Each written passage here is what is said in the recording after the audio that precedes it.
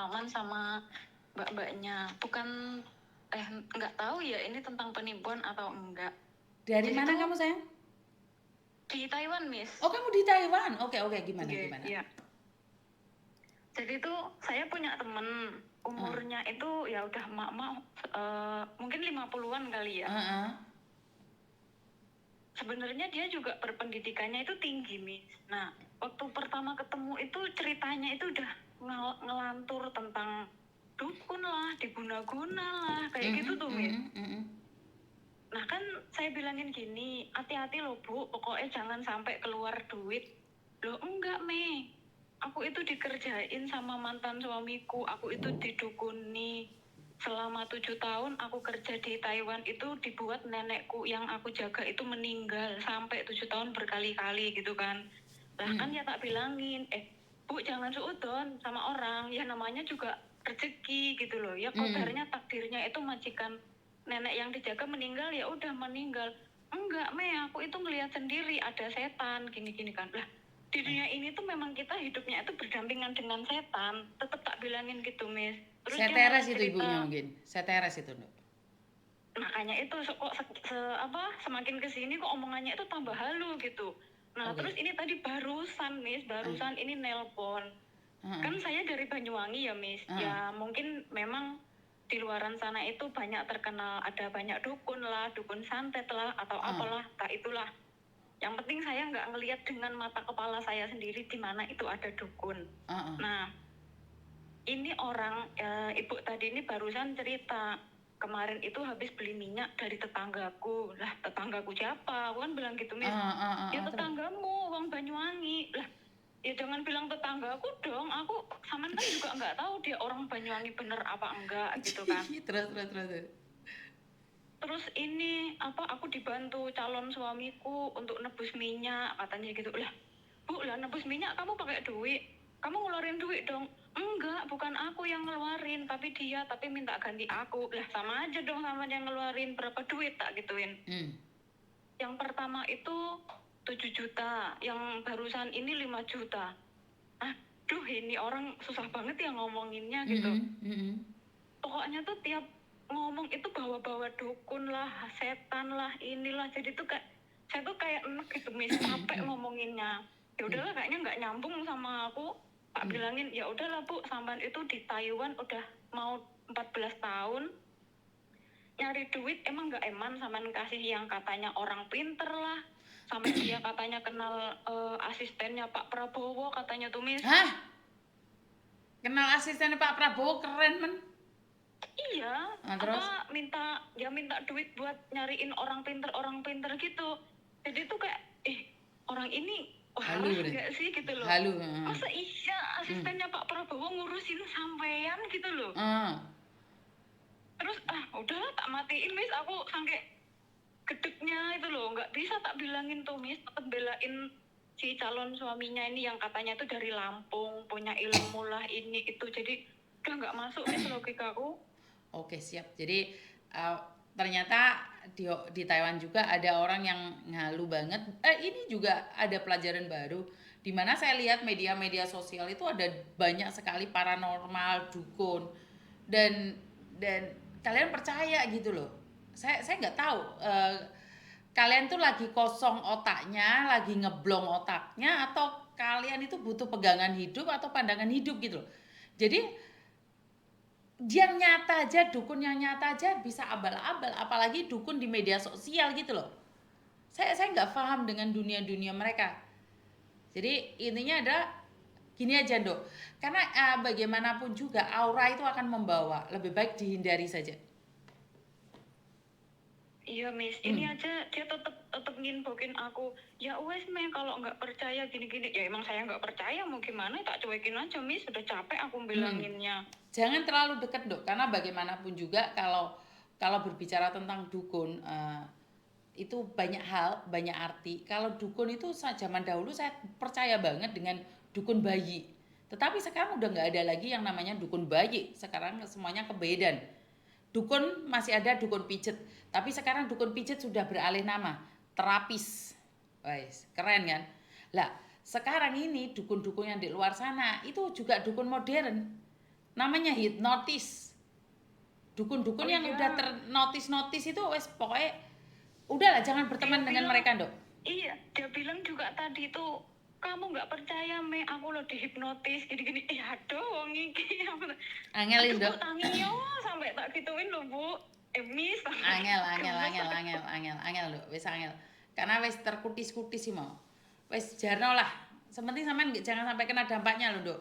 Karena bergaul dengan orang seperti itu bagaimanapun kamu akan terkena ya efeknya. sebenarnya juga nggak deket-deket amat, cuman kan umurnya itu ya pantaran sama mamaku gitu loh. Mamaku kan juga di Taiwan gitu loh, Miss. Jadi tuh kadang, oh iya kalau makku kayak gini gimana ya, paling ya cuman tak bilangin gitu loh. Gak ada Makanya hubungannya, Dok.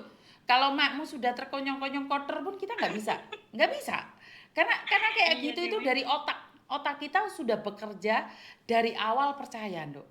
Jadi itu semua otak kita itu memerintahkan badan kita, energi kita untuk melakukan sesuatu yang tidak mungkin menjadi mungkin itu karena otak kita yang memerintahkan. Otak kita yang berbicara. Ngerti nggak? Jadi Sampai gini, Miss, aku tuh berpikir gini, apa yang calon suaminya yang di Lampung ini jangan-jangan sindikat pula nih sama yang di Banyuwangi, temennya ini minta duit-duit gitu kali ya. Sampai aku mikirnya gitu loh, Miss. karena intinya adalah banyak orang yang percaya dengan apa yang dilakukan oleh orang lain secara tidak nyata. Ya udah, kamu menghindar aja daripada kamu yang punya suudon sama orang lain. Bener nggak? Iya, Miss. Iya, siap. Pokoknya jangan ikut campur permasalahan orang, dicurhatin sekiranya tidak sejalan, cut aja. Karena itu akan masuk di otak kita, saya. Konten-konten yang nggak jelas bikin kita emosi, konten-konten curhatan orang yang membuat kita depresi itu bisa berpengaruh pada otak kita juga. Ngerti nggak? Jadi kepikiran gitu ya, Ya, Miss, ya. betul. Jadi kepikiran. Dan itu bukan tugas dari otak kamu untuk mikirin orang lain. Jadi seperti kontennya Miss Yuni ini, ambil yang positif, buang yang negatif. Jadi jangan semua ditelan. Karena kalau semuanya ditelan itu akan menjadi racun dalam tubuhmu. Karena bukan semuanya bisa diterima oleh tubuhmu. Ngerti nggak? Nggih, Miss, nggih. Jadi tidak semua informasi kamu berhak menerima itu. Kamu bisa sisihkan itu. Ngerti? Oke, berarti kalau ini tadi kan dia telepon kan tetap nerocos aja gitu ya, Miss. Kan terus saya kan Di-reject. betah, yaudah tak matiin gitu aja, Miss. Tanpa Di-reject aja. basa-basi. Di-reject aja. Saya nggak mau, enggak Bu, saya nggak mau dengerin ceritamu. Nggak lagi. usah, Saya nggak juga usah gitu, ngomong, Miss. Dok. Langsung Nggak usah, tak kamu matiin nggak usah tadi ngomong. tuh. Kamu nggak usah Oh iya, ngomong. iya. Karena kalau kamu nggak kuat, mendengarkan curhatan itu bisa gendengan nyaran, Dok. Ngerti nggak? Kamu sendiri yang akan bisa depresi. Tidak hanya sekedar mendengarkan curhatan orang. Mendengarkan curhatan orang, kalau kita nggak mampu menerima sampah-sampah dari orang lain, kamu yang gendeng, Dok. Ngerti? Ya. Kalau hatimu timbulnya seudon kamu. Timbulnya kamu curiga ini, curiga itu. Padahal nggak ada hubungannya. Akhirnya kamu mikirin orang lain. Ngerti? Nggih. Yang tidak ada logikanya diblok. Wes, selesai. Ya? Oke, Ya, baik, wes. Miss. Oke. Gitu aja, Miss. Salam buat Makasih, teman-teman yang ada di Miss. Taiwan ya, sayang ya. Siap, Miss. Sehat selalu I love, ya, Miss. I love you. Makasih. Oke, yo, bye-bye. Love you too.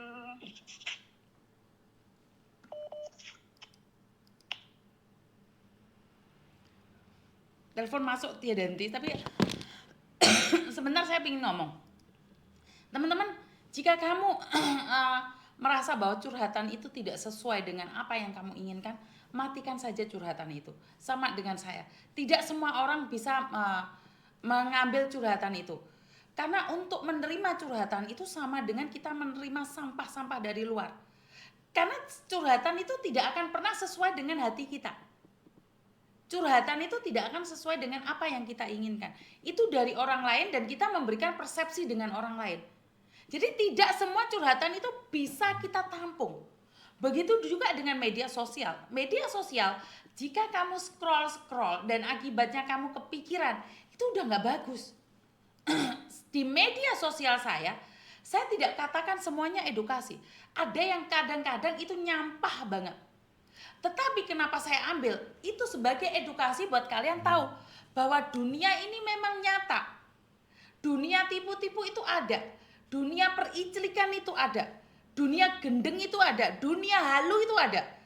Bahkan dunia yang mengada-ngada itu juga ada. Dan kalian masukkan itu semua di otak kalian. Jebol, Mbak. Kenapa tidak semua curhatan itu bisa diterima? Kenapa sih saya nggak bisa menyopir? Tidak bisa menyopir. Kenapa sih saya nggak bisa fokus bawa mobil? Saya perjalanan deket-deket aja saya bawa mobil sendiri. Tapi untuk perjalanan jauh saya nggak mampu, Mbak.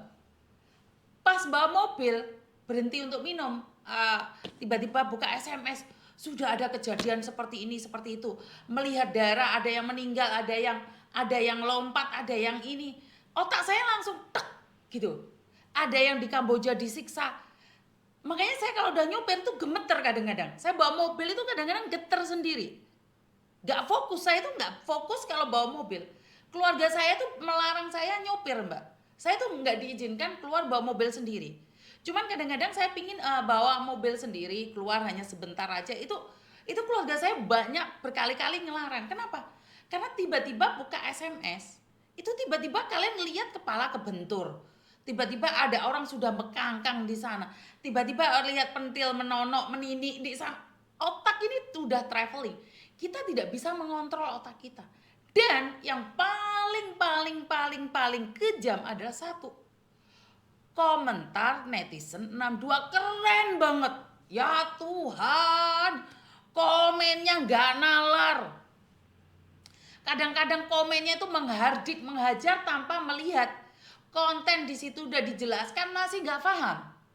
Nggak. Maka dari itu saya itu jarang sekali lihat komen. Lihat komen itu ada yang tak komenin, ada yang enggak. Karena saya enggak mampu. Aku itu enggak mampu menerima hujatannya netizen. Ya Tuhanku, Gusti Pangeran. Aku iku nandur apa Gusti? Gusti, kok sampai le menghujatiku sampai anak-anakku, peritil-peritil anak-anakku iku ditakokno kabeh Gusti. Duh Gusti, dosa apa sing tak lakoni iki Gusti? Sampai mbok-mbok aku, anak-anakku digoleki kabeh Gusti. Halo? Oke, iya Mbak.